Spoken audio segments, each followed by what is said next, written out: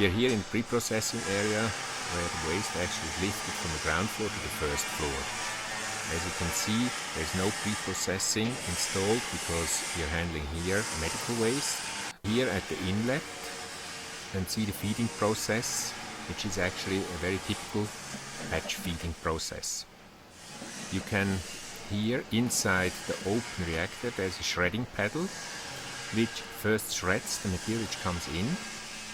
You can hear it clear and loudly, and later during the process it will act as a paddle, mixing the material continuously during the process. The material stays inside the reactor for approximately 1.5 hours and is under a pressure of 2.5 megapascal.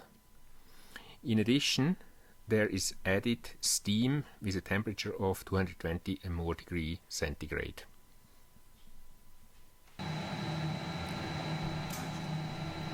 After the treatment, the reactor is decompressed, and you can see here the opening of the outlet.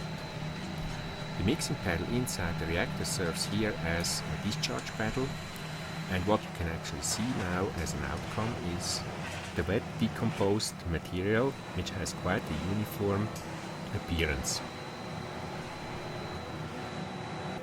The material is transported to the top with the conveyor belt, then fed to the dry kiln, where it reduced the moisture content from 40 to 60% down to 20%, and it remains roughly 1 hour inside.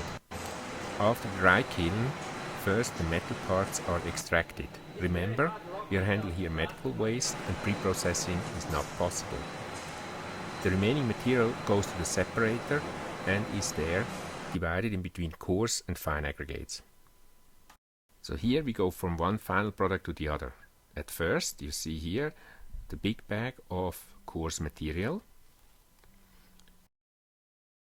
Then we move on. Here in this bag you can see the fines. You see very uniform material. And third, we finally go here to the big bag which contains only the rubber material. In summary, all these final products have an approximate calorific value equal to coal of approximately 22 gigajoule per ton, respectively. When we talk about the rubber, separated rubber material, it has much more than this. A word to the plant setup. The dimension of this plant is roughly 20 by 20 meters and 8 meters in height. This plant is a 5-ton per batch reactor, 30 tons per day.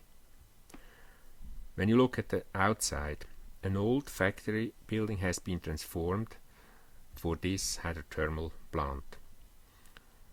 It is ideally suited because it is a secured, safe place where you can store the hospital waste in a non-accessible area.